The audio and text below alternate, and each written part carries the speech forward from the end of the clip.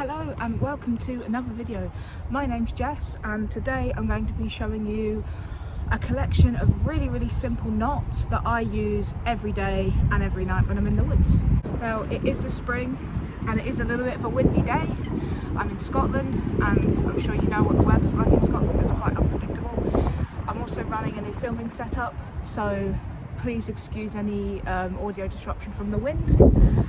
And if you're not new to my channel and you're a long-term subscriber, let me know if you think that there has been an improvement in audio quality from this new setup. How this is going to work is I'm going to show you the knots using this cordage here first, and then I will show you how to use those knots to set up your camp, and we'll also look at some creative applications as well. Depending on the kind of cordage that you're using, you might end up with frayed ends when you're cutting cordage.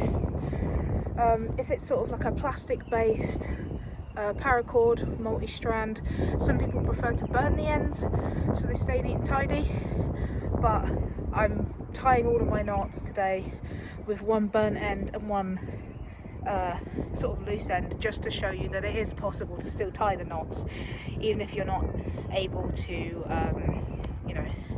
burn the ends of your cordage that you've trimmed. So the first knot I'm going to show you is a reef knot. So what you do for this knot is you take one end, so for me it will be the left because I'm left-handed, and you pass it over the other one and fold it underneath.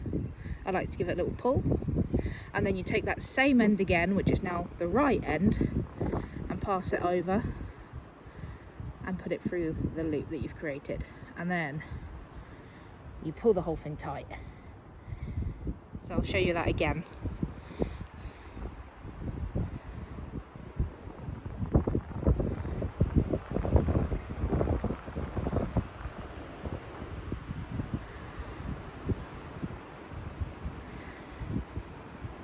So if you've done that correctly, you should end up with something that looks a little bit like this, or exactly like this. Now I actually use this knot the most when I am just tying two different pieces of cordage together to make a piece that's longer. So if I'm in an area where my ridge line doesn't quite reach the tree that I want it to reach, I'll just take out another piece of cordage and I will actually use that knot to extend the length. I also use this knot if I need to tie two ends together to create a loop, because that is something that is actually invaluable. So keep that in mind, that you can use this to create a loop, because we're going to need that for a knot that I'm going to show you later. Now the second knot I'm going to show you is called a lark's head, and it's not really a knot at all, to be honest. It's more of a loop, and the purpose of this is to just attach a piece of cord to an object.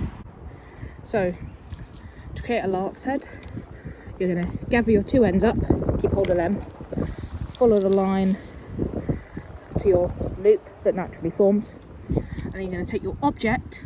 In this case we're just going to use a big stick. Place your object on top of your line, and then take your two ends and just pass it through that loop and pull it tight. That should give you something like that, with two ends that you can still use for other things. I'll show you that again.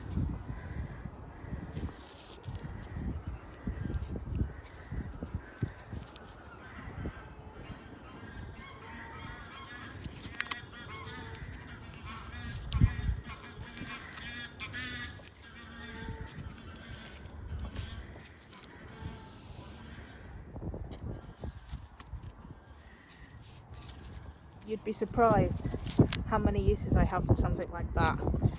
So my most common use for it is actually to start a Prusik loop. Okay, so this next one, if you are a long-term subscriber, you would have seen me do this in probably every single video, and this I believe is called a Marlin spike hitch. So I use the Marlin spike hitch to create tie-out points, to secure pegs in my tarp. This is good for a tent as well, and this is very simple. So to create your Marlin spike hitch, all you do is you grab your line, put a twist in it like this, and then you pull it for itself.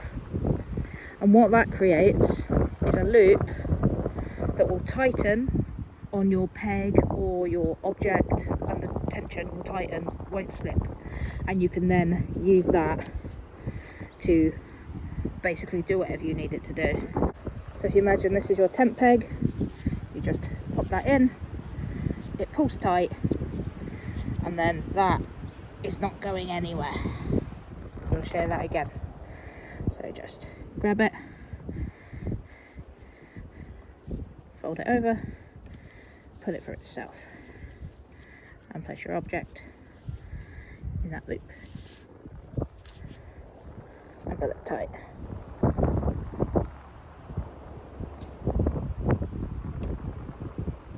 Yeah, fantastically knot. You can do it in a hurry as well, so you can just quickly grab your cordage and pull it through. So it can be done in a hurry, in an emergency. You know, if you're pitching up in inclement weather, fantastically knot to know. And I will use that to peg out some pegs when we put our tarp up as well. So I'll show you, don't worry, all these knots that I'm showing you, I will show you them all in context. Now, this knot is also one that I use every single time I go out. Now, this is actually a very special one because this was one of the first knots that my dad ever showed me how to tie. So I just nickname it my dad's knot, you know, dad's knot, because I actually can't remember what this is called, even though I use it every single time I'm out. It's sort of reminiscent of a taut line hitch, but it's not quite a taut line hitch, but it does the same thing. So I'll show you that now as well. And Dad, if you're watching this video, thank you. Thank you. So, I'd probably say this is the more complicated one out of the ones I'm going to show you, but I still think it's pretty easy. So what we're going to do is, we'll take one end, and we'll create a loop like this. It doesn't matter which way round you do this, you can have it like this, or you can have it like this, it doesn't matter. So, we're starting with a loop, and then we're going to take the working end, I'm going to hold our loop, we're going to take the working end, I wrap it 3 or 5 times around the main piece of line, and then we're going to open up our loop and put it through, and then this little loop here, I'm going to pass it through there as well, and pull it tight, as tight as you possibly can.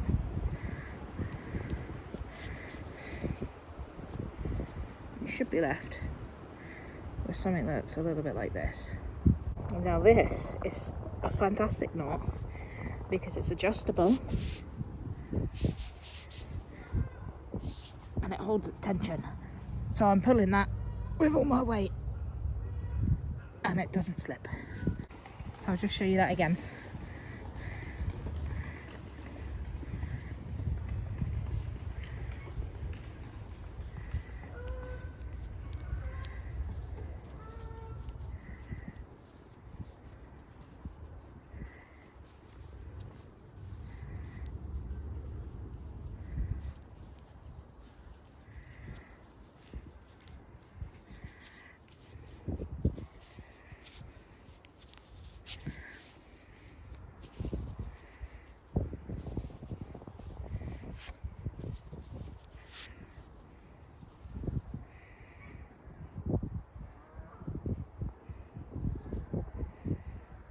Well, the last knot I'm going to show you how to do, which is an absolutely essential knot if you're going to be tarp camping, is a Prusik loop.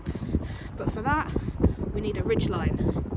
So I'm going to use all of these knots that I've just shown you, or a combination of all of them, to set up a ridge line and peg a tarp out, and then I will show you the Prusik loop as well. Right, so we'll start off with the one that I've just shown you.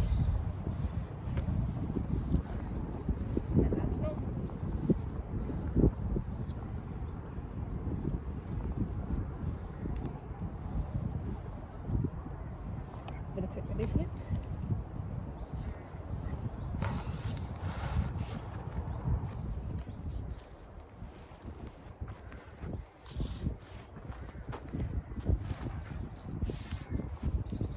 See that? Look tight.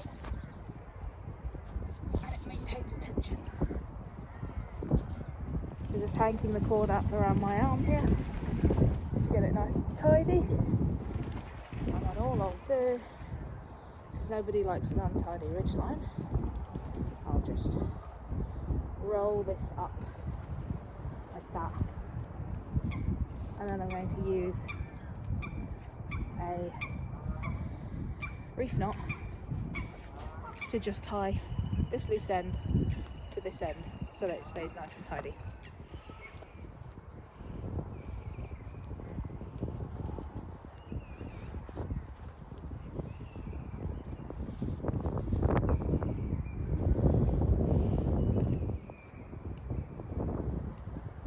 So now we have our ridgeline set up. The next knot that I'm going to show you is the Prusik loop. Now we could tie one with this, but it might be a little bit difficult for you guys to see because it's it's the same cordage basically on the ridgeline as it would be for the loop.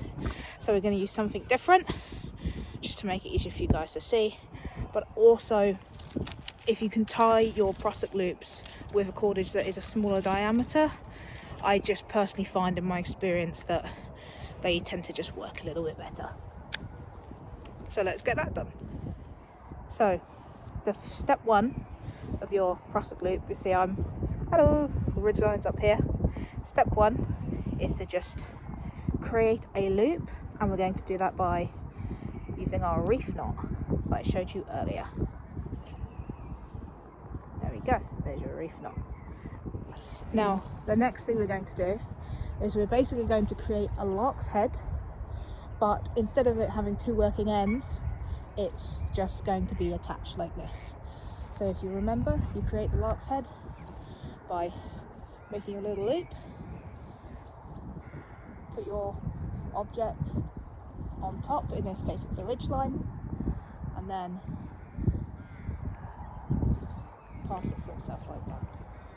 So we're going to open up our lark's head, and we're going to take this end here, and we're actually going to pass it through itself again, and then again. So we've actually almost done a lark's head inception, pretty much. A lark's head in a lark's head in a lark's head. And then you just dress the knot so you get it all nice and tidy, so it's not looking strange, and put it tight. And this is what you are left with.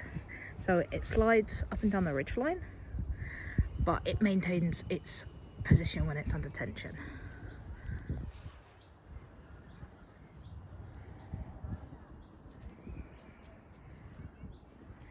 So I'll just show you the entire process again from start to finish.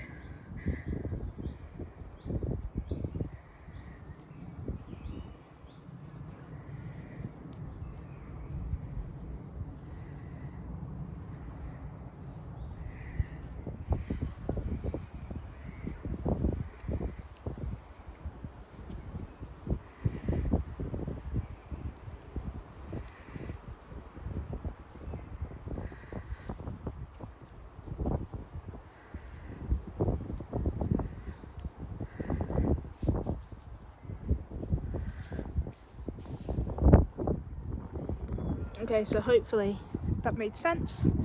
And yeah, so I've got, my tarp has 3 tie-up points, one in each corner and one in the middle, so that's why I've made 3 loops. And yeah, the next stage is to get some sticks. Doesn't really matter what size, although obviously the larger the stick, the larger you're going to want your loop. So I might actually make these a wee bit smaller. So if you wanted to, for the practice, you could retie the whole thing to adjust the size of your connection loop, but I'm just gonna add more barrels until it's roughly the correct size. That one's got a slightly larger loop, and then our original one has an even larger loop.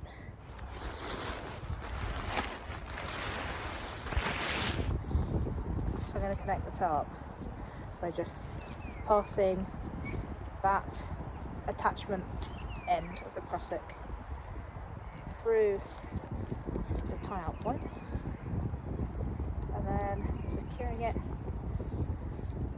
with a little stick. I'm going to try and show you this in as many different angles as possible, just in case some of you are really new and would find it useful.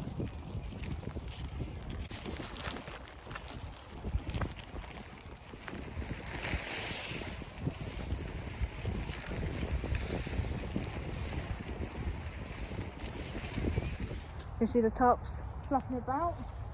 The wind has changed direction, but that's okay.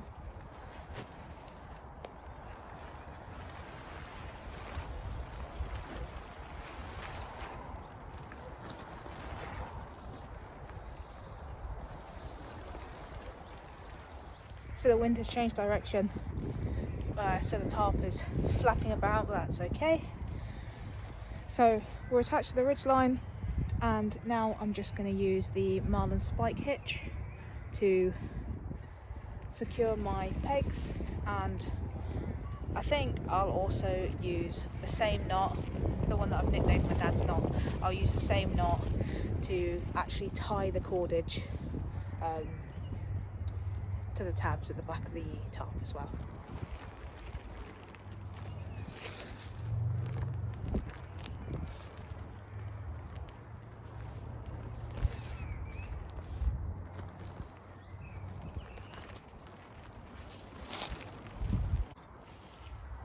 Marlin spike hitch.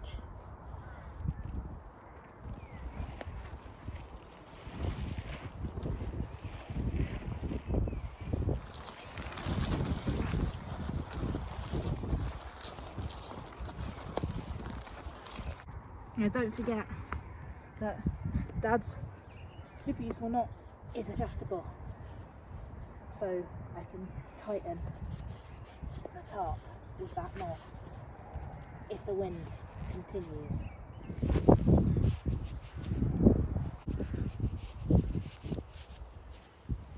So I'll just quickly show you something else, a little camp trick.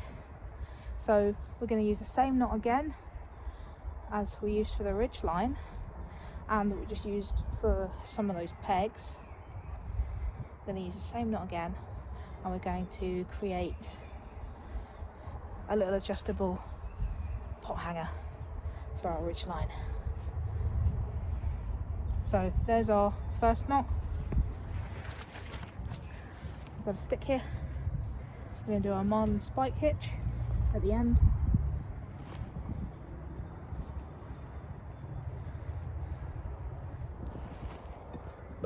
So you can have your fire pit here, and you can also use that method to suspend your pot or your kettle, and then thanks to this other knot, the whole system is height adjustable as well.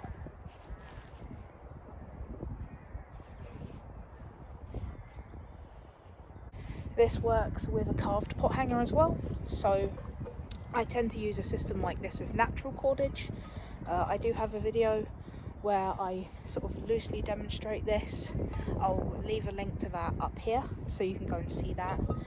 That's part of the Bushcraft Skills in the Woods series, which I think you'll all enjoy if you enjoy this video. But you can also use this technique if you've got a carved pot hanger as well, so you can actually create a little bit more distance between your flammable cordage and your green stick, and it's still height adjustable. So I hope you found that useful. There's just a couple of knots that I use pretty much every single time I'm outside, whether I'm doing an overnight, out for the day, fishing. There was one more knot that I could have shown you for fishing, but perhaps we'll save that for another video. But yeah, I hope that you all found that useful. I hope that the close-ups were helpful. There are so many ways that you can use these knots that it would be a very long video if I showed you every single one. But the weather is about to turn, I'm sure you can hear that the wind is picking up in the audio, so I'm going to call it here. If you like what you see and would like to see more videos from me, please be sure to like, subscribe, leave me a little thumbs up as well. We love a good thumbs up. But yeah, that's all we've got time for. So thanks again. Get out there, give this a go, and I will see you in the woods.